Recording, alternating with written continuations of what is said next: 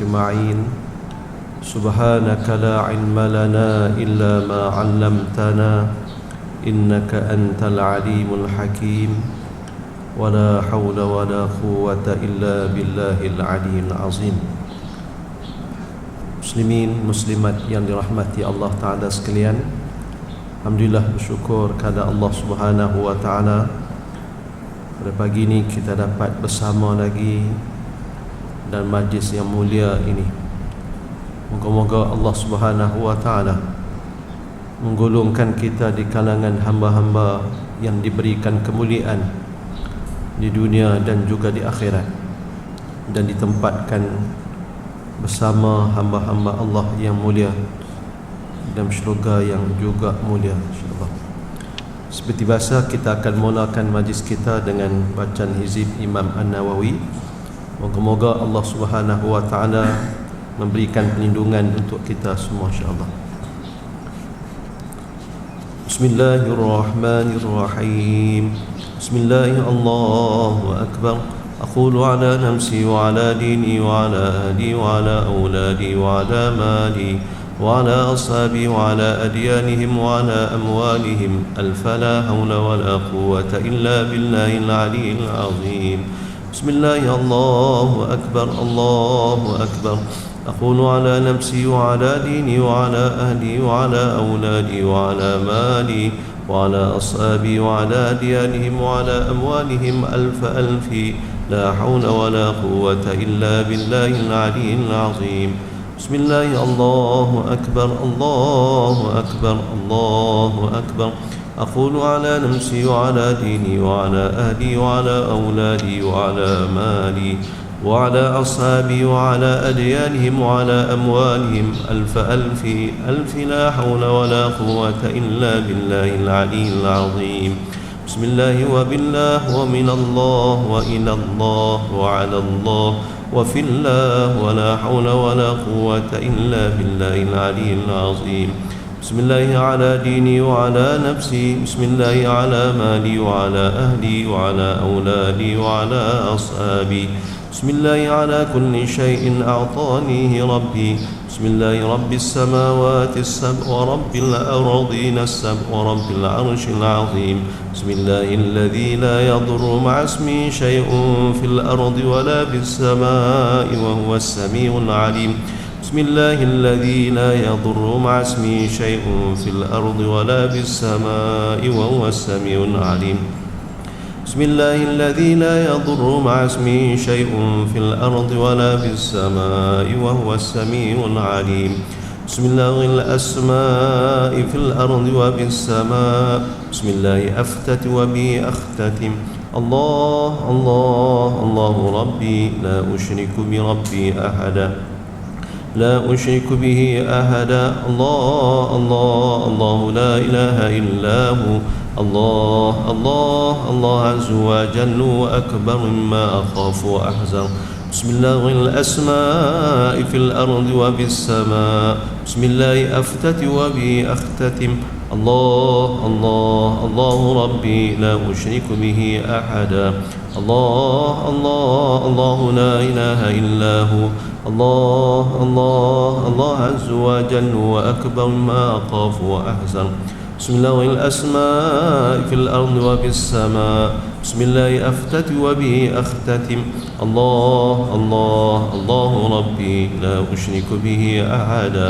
الله الله الله لا إله إلا هو. الله الله الله عز وجل وأكبر ما أخاف وأحزن. اللهم إني أعوذ بك من شر نفسي ومن شر غيري ومن شر ما خلق ربي. بك اللهم أحترز منهم وبك اللهم أدعو في نورهم وبك اللهم أعوذ من شرورهم واستغفيك إياهم وأقدم بين يدي وأيديهم وأيدي من آطت عنايتي وشملت إهاطتي. بسم الله الرحمن الرحيم. قل هو الله أحد الله الصمد لم يلد ولم يولد ولم يكن له كفوا أحد. بسم الله الرحمن الرحيم. قل هو الله أحد الله الصمد لم يلد ولم يولد ولم يكن له كفوا أحد. بسم بسم الله الرحمن الرحيم قل هو الله أحد الله الصمد لم يلد ولم يولد ولم يكن له كفوا أحد.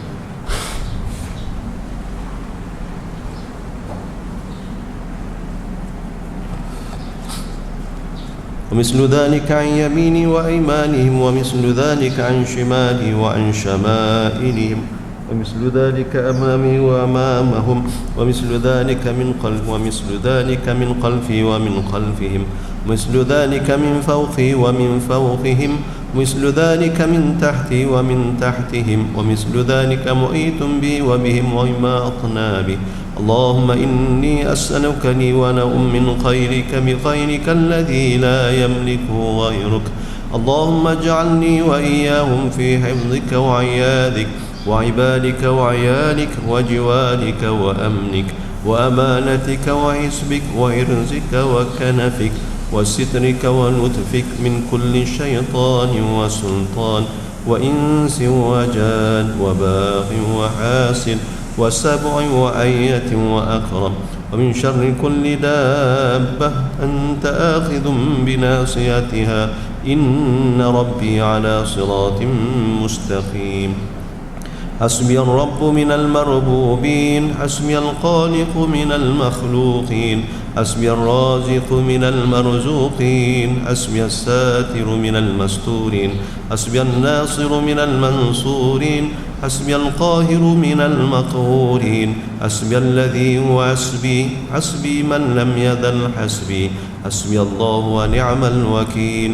حسبي الله من جميع خلقه إن ولي الله الذي نزل الكتاب ويتولى الصالحين. وإذا قرأت القرآن جعلنا بينك وبين الذين لا يؤمنون بالآخرة حجابا مستورا وجعلنا على قلوبهم أكنة أن يفقهوا وفي آذانهم وقرا. وإذا ذكرت ربك في القرآن وحده ولوا على أدبارهم نفورا. فإن تولوا فقل حسبي الله لا إله إلا هو عليه توكلت ورب العرش العظيم. فإن تولوا فقل حسبي الله لا إله إلا هو عليه توكلت ورب العرش العظيم. فإن تولوا فقل حسبي الله لا إله إلا هو عليه توكلت ورب العرش العظيم. فإن تولوا فقل حسبي الله لا إله إلا هو عليه توكلت ورب العرش العظيم. فإن تولوا فقل حسبي الله لا إله إلا هو عليه توكلت ورب العرش العظيم. فإن تولوا فقل حسبي الله لا إله إلا هو عليه توكلت ورب العرش العظيم. فإن تولوا فقل حسبي الله لا إله إلا هو عليه توكلت ورب العرش العظيم. ولا حول ولا قوة إلا بالله العلي العظيم. وصلى الله على سيدنا محمد النبي الأمي وعلى آله وصحبه وسلم.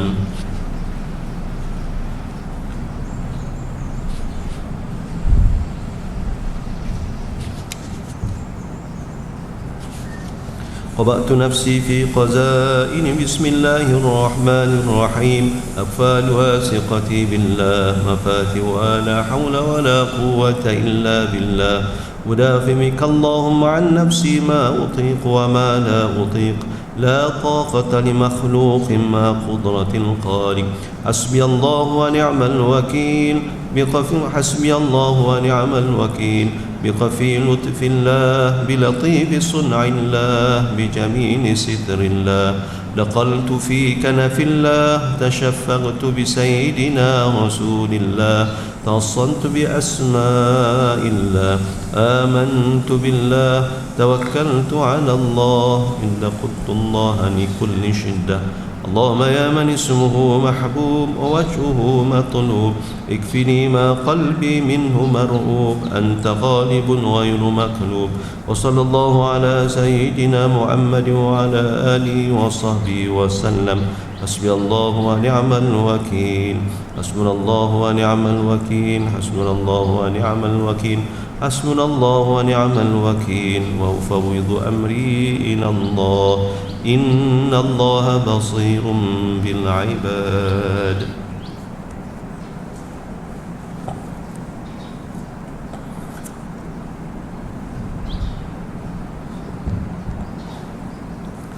Muslimin muslimat mati sekalian, insya-Allah kita akan sambung bacaan tafsir Nurul Ihsan masih dalam surah Hud. Tafsir Nurul Ihsan muka surat 227. Tajuk kecil kisah Nabi Musa alaihi salam. Kita ambil ayat 96 tadi. Baris kedua daripada bawah. Ayat 96 surah Hud, Allah Subhanahu wa taala berfirman, A'udzubillahi minasyaitonir rajim. Wa laqad arsalna Musa biayatina wa sultanin mubin. Dan sungguh telah kami suruh Musa dengan segala ayat kami dan kekuatan yang nyata jadi rasul. Muslimin muslimat mati sekalian, ayat 96 adalah tajuk ayat yang membicarakan tentang Nabi Musa alaihi salam. Minggu lepas kita cerita Nabi Musa adalah Nabi yang paling banyak disebut nama baginda di dalam Al-Quran. Sesuai dengan kisah kaum yang paling kerap Allah cerita di dalam Al-Quran, iaitu kaum Nabi Musa sendiri, iaitu Bani Israel. Nabi Musa alaihi salam, Allah Ta'ala sebut pada ayat 96 ini, Allah Ta'ala utuskan baginda, utuskan Nabi Musa alaihi salam beserta dengan bukti-bukti, biayatina, dengan ayat, dengan tanda, dengan bukti. Tuan-tuan, Dr. Wahbah Zuhaili sebut di dalam tafsir Al-Munirnya, ayat di sini iaitu bukti yang boleh orang lain tengok dengan panca indera, yang boleh dirasai ataupun dikesan dengan panca indera dan juga tidak melalui panca indera. Wa sultanin mubin, dan dengan kekuatan yang nyata, iaitu sultan di sini pula kata Dr. Wahbah Zuhaili, bukti kenabian Nabi Musa tuan-tuan hanya boleh untuk dilihat dengan panca indera sahaja. Jadi bukti-bukti kerasulan Nabi Musa ini memang jelas sungguh, sama ada dengan boleh dilihat ataupun dikesan, dirasai dengan panca indera yang ada pada tubuh badan manusia, ataupun dengan cara yang bukan panca indera. Nak bukti, kata nak baginda benar-benar utusan Allah Subhanahu wa taala. Pasal apa? Pasal Bani Israel ni satu kaum yang banyak songeh dia, banyak sangat kainah dia, macam-macam tak kena, macam-macam dia perbuat. Walaupun yang diutuskan jadi Nabi itu bukan orang lain, adik-beradik mereka juga, mereka kalangan Bani Israel juga. Allah Ta'ala perjelaskan.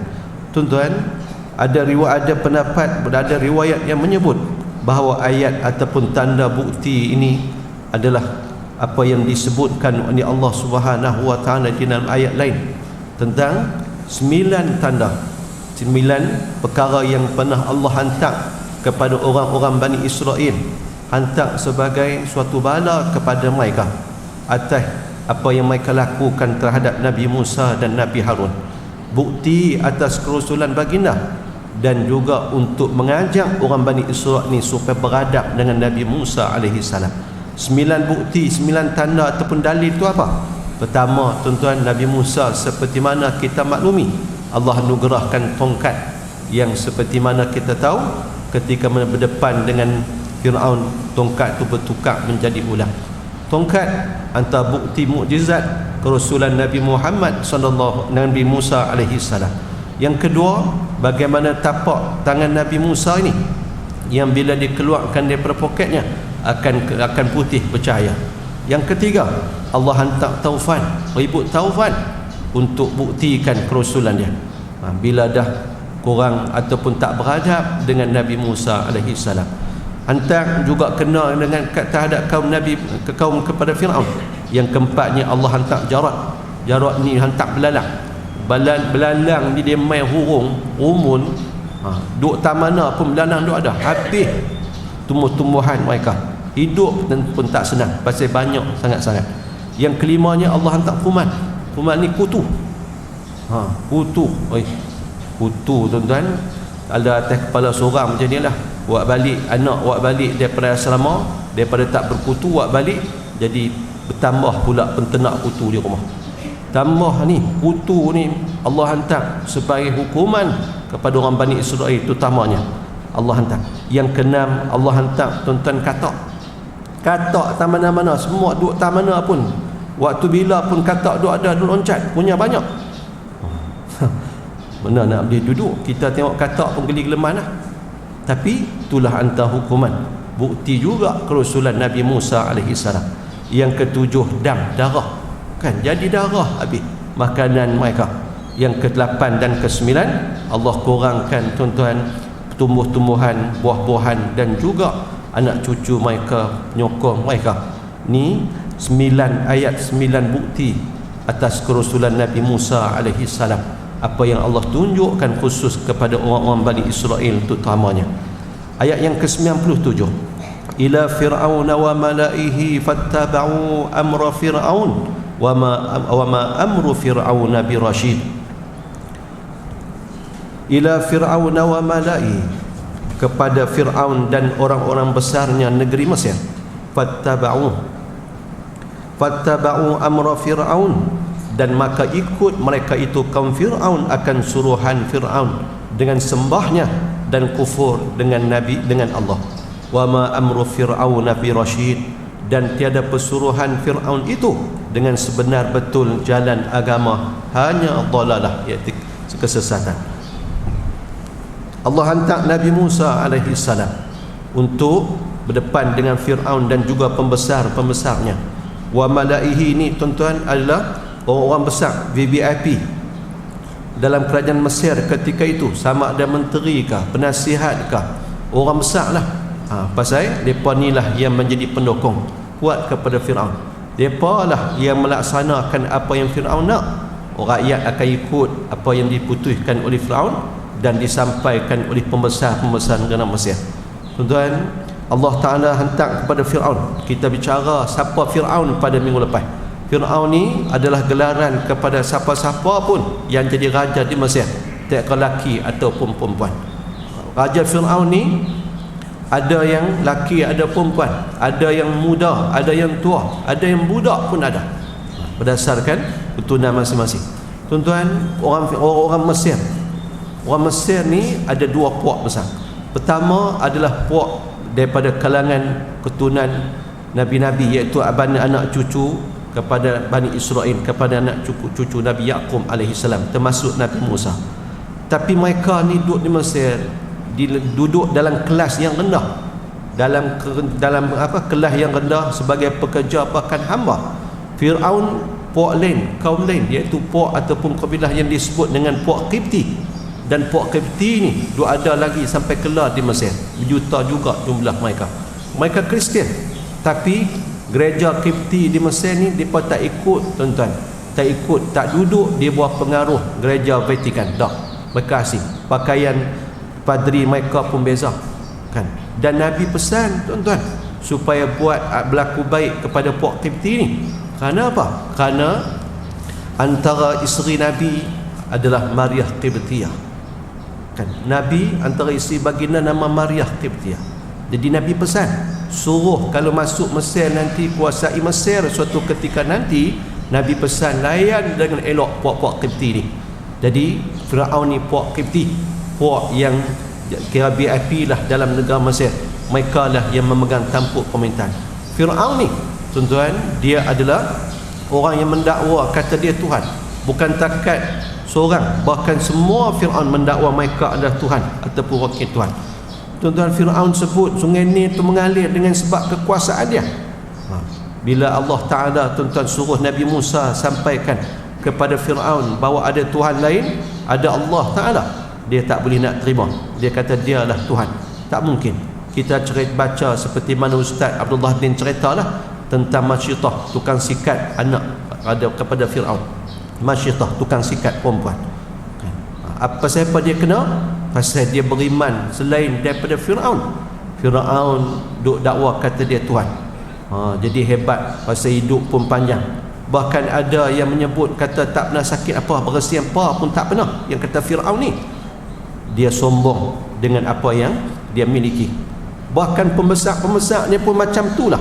Maka Fir'aun diutuskan kepada dia oleh Allah Ta'ala dengan Nabi Musa alaihi salam. Tuan-tuan, Nabi Musa daripada kalangan Bani Israel, bertentang lah antara. Tapi Allah atok seperti mana yang kita baca dalam Quran juga, kan, takdir Allah Ta'ala, kekuasaan yang Allah Ta'ala tunjuk bagaimana Nabi Musa AS dibesarkan dalam istana oleh Fir'aun sendiri.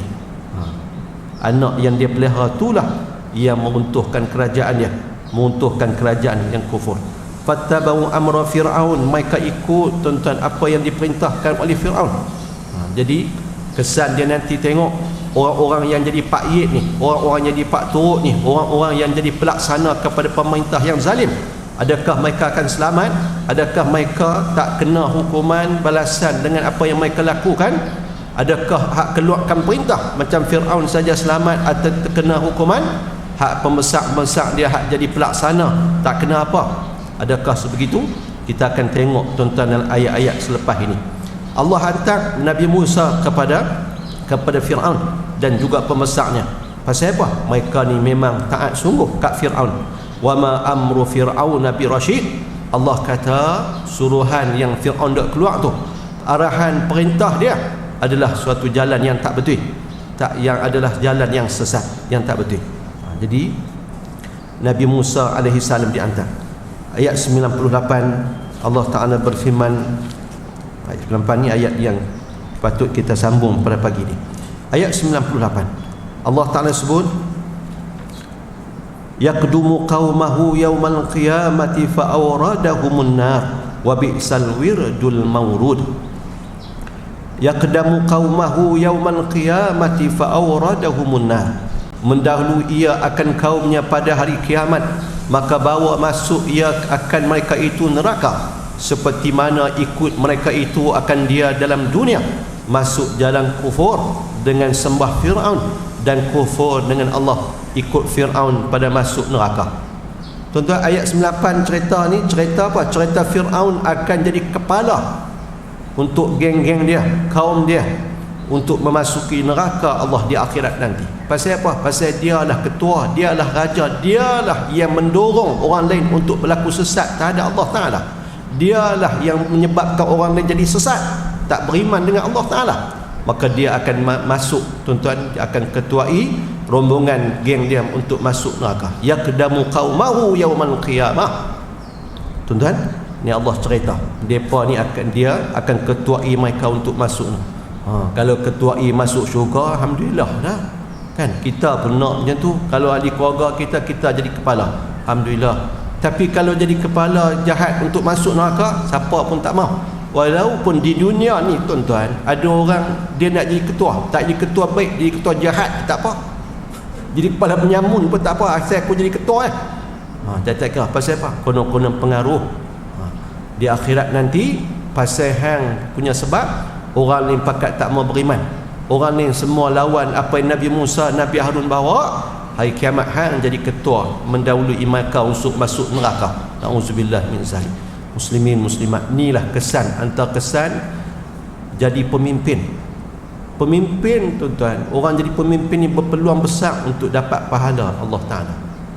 Pasal apa? Pasal bila dia ajak, dia suruh, ataupun dia larang daripada hak tak baik, hak baik dia suruh, dia ajak, tuan-tuan, sama ada diikuti ataupun tidak oleh rakyat atau oleh orang bawah dia dapat pahala daripada Allah Ta'ala. Berganda pahala dia apabila apa yang dia minta, apa yang dia ajak, apa yang dia perintahkan itu, tuan-tuan, ditaati, diikuti. Untung. Tak kira lah, bukanlah kata pemimpin tu saja, isteri dia contoh, daripada tak pakai tudung ataupun dia orang rakyat, orang-orang lain, orang besar ni, isteri-isteri, perempuan-perempuan, orang-orang besar ni tak pakai, tak tudung, tak tutup aurat. Tapi bila dah seorang hak lebih tinggi daripada mereka, isteri dia bertutup aurat, mereka pun jadi malu Allah. Walaupun tuan-tuan malu Allah dia pakai tu kan, duk tunggu bila lah kawan ni nak mati, nak buka balik. Tapi nak buka tak boleh, tak mati-mati. Tuan-tuan, kebaikan itu orang yang terpaksa ikut, walaupun dalam keadaan terpaksa, tapi itu ada perintah Allah Ta'ala. dia dapat ganjaran selagi mana tuan-tuan mereka duk buat benda tu. Peluang untuk dapat kebaikan ni banyak sangat-sangat. Tapi kalau dia jadi pencetus kepada kejahatan ataupun penerus kepada kejahatan, teruklah dia nak kena tanggung. Seperti mana Nabi hantar surat. Kita maklumi lepas daripada peristiwa perjanjian Hudaibiyah di tahun ke-6 Hijrah, Nabi tak boleh masuk Mekah untuk buat umrah dengan sahabat sekitar 1,500 orang. Berlakulah perjanjian Hudaibiyah. Lepas daripada perjanjian Hudaibiyah itu, ada riwayat kata akhir tahun ke-6 Hijrah, ada kata awal tahun 7 Hijrah. Nabi tuan-tuan menambah cara berdakwah baginda dengan hantar surat kepada pemimpin-pemimpin luar daripada Madinah. Suruh sahabat yang boleh tulis surat, dan Nabi hantar sahabat-sahabat sebagai duta. Duta-duta tu tuan-tuan bukan calang-calang. Kalau nak hantar pergi ke Rom, dia boleh bercakap dengan bahasa Rom. Nak hantar pergi ke Parsi, sahabat tu boleh bercakap dengan bahasa Parsi. Dan sahabat-sahabat ni otak bukan otak biasa-biasa, pikap punya otak. Tuan-tuan, otak ni mengaji belah hari je. Sahabat-sahabat ni mengaji belah hari je, boleh baca, boleh menulis, boleh faham apa berbahasa orang. Bukan sebahagian sahabat pergi hantar. Tuan-tuan, Nabi hantar surat-surat pergi kepada pembesar-pembesar.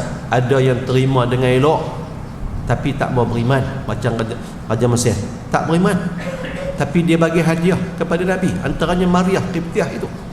Ada tuan-tuan yang layan elok tapi tuan-tuan nak masuk Islam, teragak-agak pasal apa? Pasal pemimpin, pembesar-pembesar bawah dia tak mau nak ikut dia. Kalau mereka kata kami ikut tuanku, dia akan beriman. Pasal memang dia yakin sungguh kerusulan Nabi. Dia bawa tuan-tuan wakil Nabi ni, sahabat Nabi masuk bilik rahsia, 25 pintu nak sampai bilik terakhir. Satu dibuka.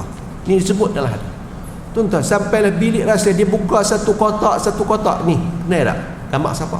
Tak kenal. Ni muka Nabi Adam AS. Ni kenal tak muka siapa? Tak kenal siapa? Tuan-tuan, satu kotak tu bila dibuka, ditunjuk pada dua sahabat tu. Sahabat kata, ni sahabat ni. Teriak dua sahabat, rindu kat Nabi. Lama mana dah tak jumpa Nabi. Daripada Madinah mai ke Rom ni, mai ke Syam ni, tempat Rom ketika itu. Bukan senang. Tuan-tuan tengok muka Nabi, Allah, teriak pasal rindu.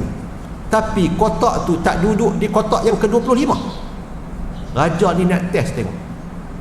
Tuan-tuan, ni sahabat kami, ni Nabi kami. Dia kata betul. Aku saja nak tengok aja hampa. Patut kotak tu duduk lah, tapi dia tak di bahagian awal. Tuan-tuan, pembesar-pembesar ni. Nabi tiap kali surat yang dihantar kepada pembesar-besar tu, antara ayat Nabi ialah bahawa kalaulah mereka terima Islam dan rakyat mereka juga turut Islam dengan Islamnya mereka akan dapat pahala daripada Islamnya rakyat mereka itu. Tapi bila mereka tolak Islam yang Nabi bawa, mereka akan tanggung dosa, bukan takat dosa diri mereka, dosa rakyat yang juga tak mau beriman. Tuan-tuan, ni pemimpin bukan senang-senang. Kita seperti mana kita sering ulang, kita nak buat laksana apa yang dalam Quran, kita tak boleh, tak mampu tuan-tuan. Banyak sangat hak kita boleh, semayang, bayar zakat, dibuat haji, puasa bulan Ramadan, hak yang kita boleh buat. Tapi dalam Quran bukan takat perintah tu saja, ada perintah lain tapi kita tak boleh buat. Undang-undang, pelaksanaan undang-undang, hukum-hukum, hudud, qisas dan sebagainya, tu kena pemerintah. Bukan hak kita sebagai individu, sebagai rakyat biasa, tak boleh. Tu hak pemerintah. Pemerintah kena buat sebagai mewakili kita. Tak buat berdosa dia. Kalau kita pula tuan-tuan, tak apa, pilih mana pun tak apa. Tuan-tuan, kita nak kena pilih orang yang boleh berjanji dengan kita, kalau kami ada kuasa penuh, kami akan buat ni. Ni adalah kewajipan. Dia faham dia tu kewajipan dia, kita pun faham ni kewajipan kita. Okey, kami nak buat sungguh, kami nak bagikan. Suruh hang buat. Tuan-tuan, lagi tak boleh, tak mampu untuk buat dengan sebab kekurangan kekuasaan tu, tuan-tuan tak akan ditanya oleh Allah Subhanahu Wa Taala. Dengan sebab pemimpin, tuan-tuan, seperti mana ada disebut hadis, ada yang kata tidak. Kan annasu ala dini mulukihim, rakyat tu akan ikut agama ataupun cara hidup pemimpin. Kan pemimpin lah. Kita baca cerita negara-negara kita ni, tanah Melayu sendiri, bila sultan ataupun raja tu terima Islam, pakai ikut habis. Kan rakyat ni dia ikut raja. Raja tu orang zaman dulu ni macam wakil Tuhan sampai teratur.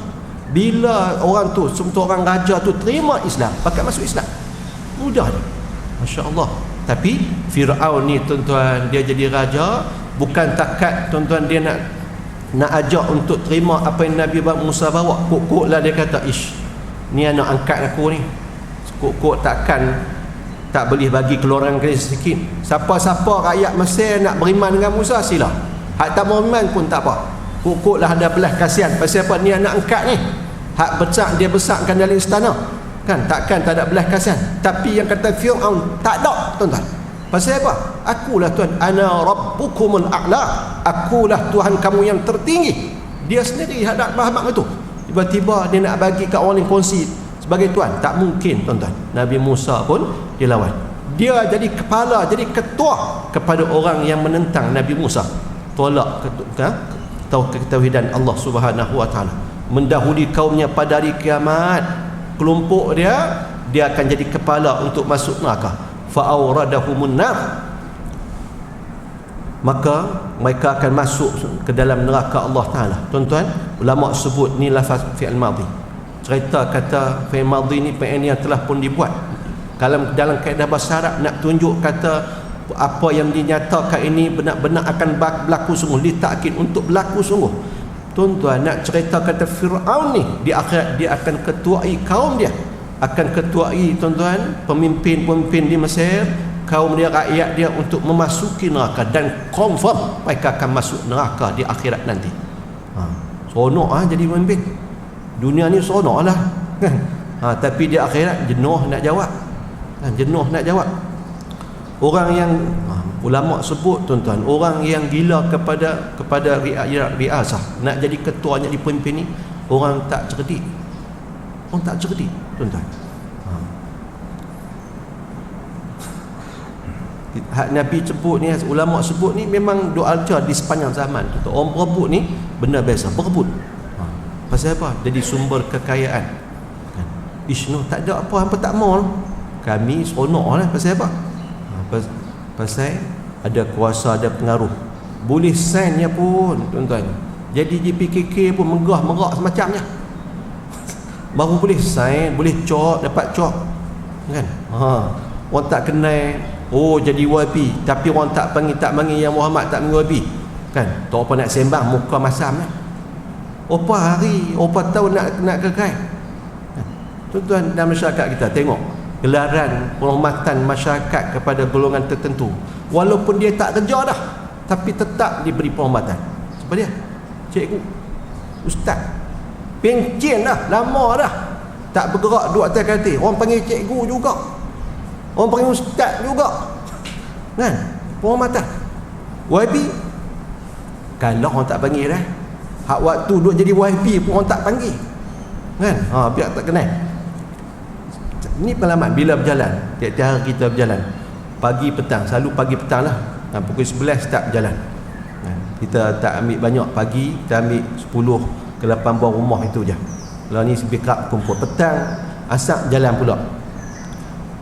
3 tahun dekat ni, bulan 5 cukup 5 tahun. 3 tahun. Dekat 3 tahun ni 80% bila kita pergi ziarah, saya dengan kawan-kawan JK Pusat Khidmat Pi, mereka akan tanya, kenal tak siapa ni? Tanya. Tak kira tanya hak kat muda, orang muda ke, orang tua ke, tanya perempuan ke, kat lelaki ke, kenal tak siapa ni hak bagi barang? Tak kenal. 3 tahun lah, dekat 3 tahun. Kalau duk perasan, kalau orang kenal, orang tak kenal. Nak cerita, orang tak kenal, tak bisa tengok kan, ni YB tak nak awal. Oh tu kah? Kalau kita pergi tu, tuan-tuan, kepada niat lain, ambil balik barang hak barang bagi tu kan. Tapi pasal apa? Pasal kita tak boleh duduk tiap-tiap hati nak kena pergi. Pasal apa? Tuan-tuan, barang tu ada kajian mengenai bagi, ada orang main tak tahu. Ni orang, kawan-kawan tanya, barang mana pula ustaz tu? Saya pun tak tahu. Ada orang main di kedai sekolah, dia main kata bungkus 50 bungkus, 30 bungkus, 1 bungkus 30 ringgit, bagi di kat pusat khidmat.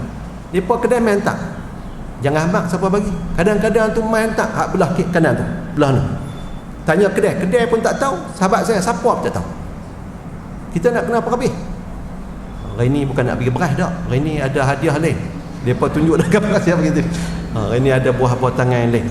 Saja nak kongsi dengan musliman.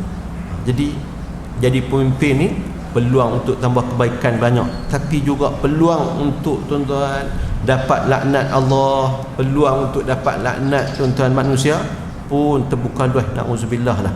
Fir'aun dia akan ketuai kaum dia pada hari kiamat nanti, dan mereka confirm masuk neraka. Muslimat Astara Jabat dulu, tak tahulah dia duduk mana lah ni. Dia seorang Thailand, tapi duduk pasal jenis duduk suka puji bersemua. Dia boleh duduk di Malaysia lama. Dia menikah dengan perempuan Maghribi. Dia tak bercerita lah tentang peribadi dia tu. Tapi tuan-tuan, antara benda yang dia pernah tulis tuan-tuan, dan keyakinan dia bahawa kubur ni tak ada, cerita azab kubur ni tak ada.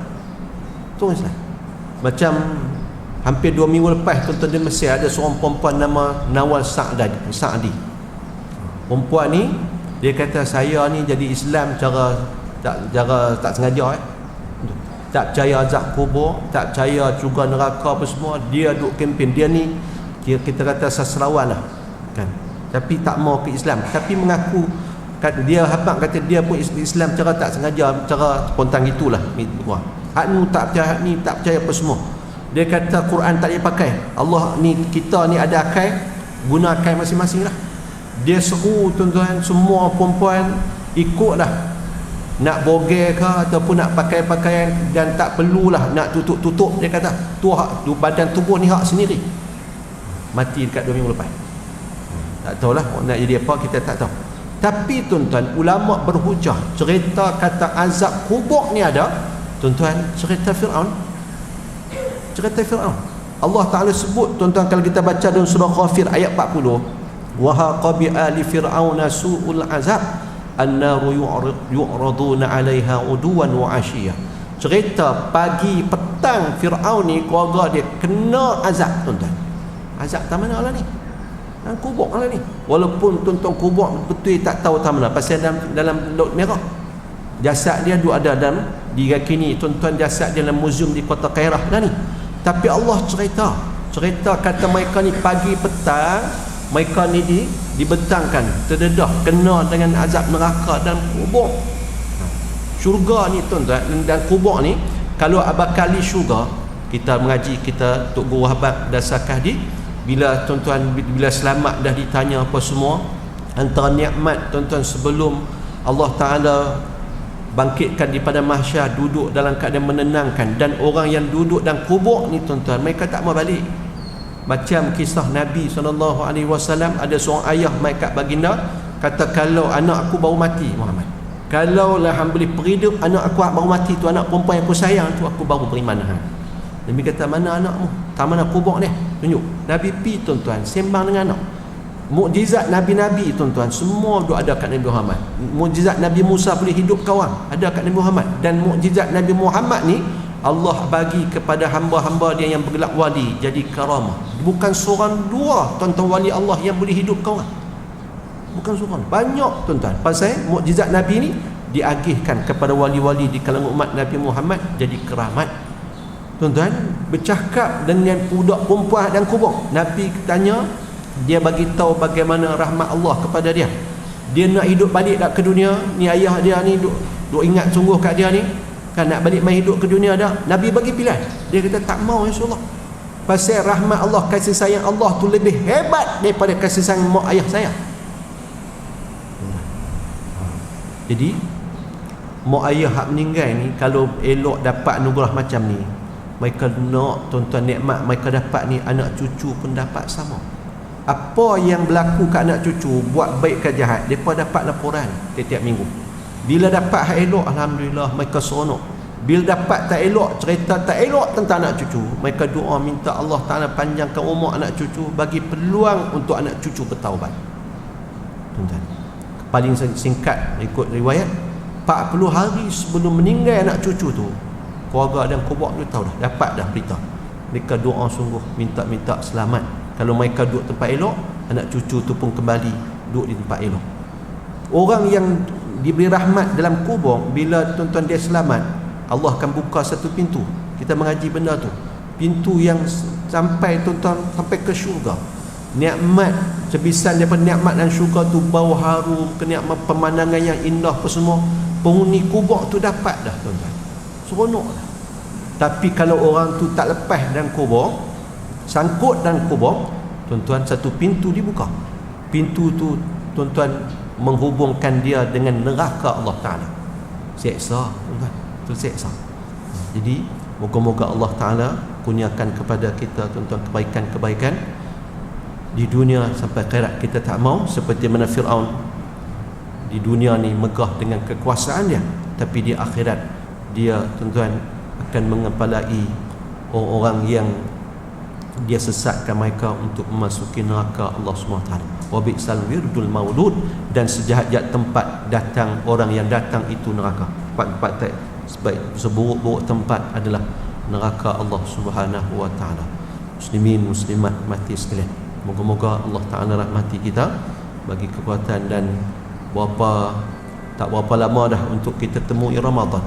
Moga-moga dosa-dosa kita Allah Taala ampunkan sebelum kita memasuki Ramadan, supaya lancar perjalanan ubudiah kita di semasa Ramadan nanti. Kalau masih belum terampun, moga-moga dengan keberkatan Ramadan Allah hapuskan dosa-dosa itu, dan moga-moga Allah Ta'ala mengembalikan kita kepadanya dalam keadaan yang baik, dalam keadaan yang baik. Kemarin saya baca kisah tambahan, tuan-tuan, cerita tentang Syekh Muhammad Al-Ghazali, almarhum ulama besar yang saya pernah sebut dulu tentang pendirian dia. Tak setuju dengan Sayyidina Amr bin As, sahabat Nabi, menyokong kuat kepada Sayyidina Muawiyah dalam krisis dengan Sayyidina Ali karamallahu wajah. Walaupun dia dilantik oleh sahabat dia Syekh Hasan Bakuri, menteri agama ketika itu, jadi imam dan khatib di Masjid Sayyidina Amr bin As, masjid tertua di Afrika ketika itu. Sehinggalah Syekh Hasan Bakuri ni mimpi jumpa dengan Sayyidina Amr. Sayyidina Amr kata, habaq kat Syekh Muhammad Ghazali, aku maafkan kesalahan dia pasal pendirian yang dia buat. Dia sokong Sayyidina Ali. Pasal Nabi pesan, idza dzukirtum ashabi fa'amsiku, bila disebut kepada kamu tentang sahabat aku, diam, jangan berpihaklah. Jadi Syekh Muhammad Ghazali yang pernah saya kongsi sebelum ni, dia, tuan-tuan, bercita-cita untuk mati di Madinah ataupun dikebumikan di Madinah. Tahun 96, tahun dia meninggal. Waktu tu saya duduk di Mesir lagi. Dia dijemput ke satu mahrajan, satu program budayaan di Riyadh, di Arab Saudi. Anak-anak murid dia kata tak sah lah pergi. Doktor dia pun kata tak sah pergi, pasal ketika tu dia uzur dah, dan dia tak boleh stres ataupun menghadapi tekanan. Anak-anak murid kata, kalau Syekh pergi ke Arab Saudi, antara benda yang boleh dijangka ialah mesti ada orang di Saudi tu yang akan menghujum, menyerang Syekh nanti, dengan mana serang dengan pendapat-pendapat mempertikaikan Syekh Muhammad Ghazali dengan pegangan dia. Tapi Syekh Muhammad Ghazali tetap nak pergi juga. Pergilah dia. Jadi dalam majlis tu, tuan-tuan, dia ketika dia bercakap, dia sesak nafas. Betul sungguh dalam majlis tu dia diserang oleh seorang hadir mempertikai, dan dengan kononnya menuduh Syekh Muhammad Ghazali ni menyalahi sunnah Nabi. Syekh Muhammad Ghazali jawab, tuan-tuan, jawapan dia terakhir dia jawab mempertahankan bahawa dia bukan yang tidak seperti dakwah, bukan anti sunnah ataupun menyalahi sunnah, bahkan pejuang sunnah.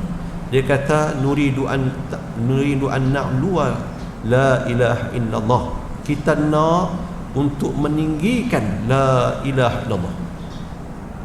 Meninggal kalimah terakhir dia, la ilaha illallah, meninggal, tuan-tuan, nama dia. Bila meninggal, tuan-tuan, Raja Abdullah ketika tu dia Mesir, Raja Saudi, dengan dia minta izin kepada keluarga Syekh Muhammad Ghazali Mesir, dia nak kebumikan Syekh Muhammad Ghazali ni, dibakar. Subhanallah, tu impian Syekh Muhammad Ghazali, tuan-tuan. Bukan senang nak kebumi dia bakar, tuan-tuan. Dikebum yang, dan dalam kisah tu disebut Dr. Za'lun Najjar, ni antara tokoh ilmuwan Islam, masih hidup, tuan-tuan. Ni yang pakar dalam sains berkaitan dengan Quran ni penuh dengan ilmu sains dan sebagainya. Dia kata, saya hadir majlis semayang jenazah Syekh Muhammad Ghazali di Masjid Nabawi, penuh melimpah. Orang-orang kaya, orang Islam di luar daripada Saudi ni main dengan jet-jet peribadi mereka nak semayang, semata-mata nak semayang dia Syekh Muhammad Ghazali. Ketika mana jenazah Syekh Muhammad Ghazali dibawa ke Baqi', Dan Masjid Nabi itu masih penuh, melimpah pula, dataran penuh sampai ke Baqi' masih penuh. Dan cerita tu berakhir. Sebelum ni saya pernah cerita kat tuan-tuan, penggali kubur di Baqi' tu kata, siapalah tuan kubur ni, kan? Allah muliakan dia. Cerita hak pertama dulu saya faham tuan-tuan, cerita tu seolah kata orang penggali kubur tu rasa betul orang yang nak dikebumikan sini, pasal dapat dikebumikan di Baqi'. Cerita kemarin saya baca, penggali kubur tu tuan-tuan rasa takjub. Dia kata untung orang yang nak dikebumikan di sini, pasal sepanjang aku jadi penggali kubur di Baqi' ni, dia kata aku terpaksa hadapi tanah yang kering dan keras. Kan kita tahulah, bukan senang nak hujan di Saudi, di Madinah, tanah kering dan keras, berdebu. Tapi untuk orang ni mudahnya aku korek kubur dia, tak kering, tak keras. Subhanallah tuan-tuan, dia meninggal tahun 96.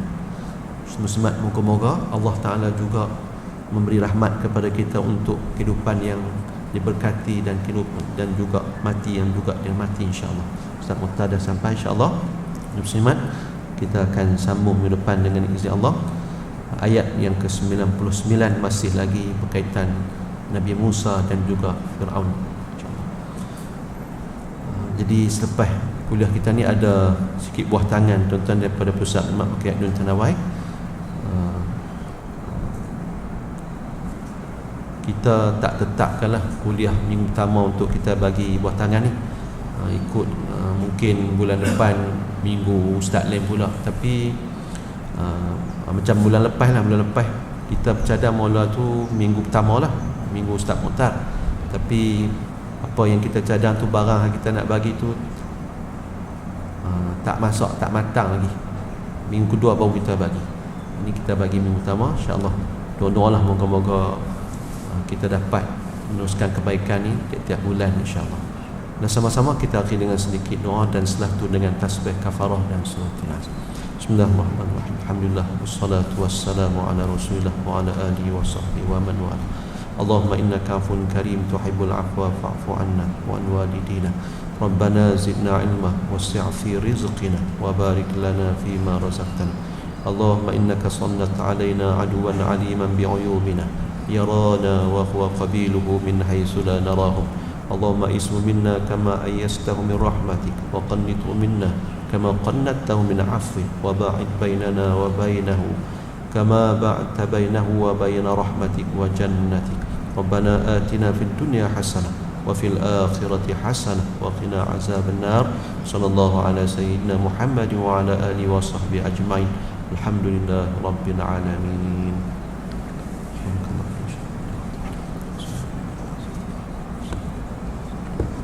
Allahu a'lam. Assalamualaikum warahmatullahi wabarakatuh.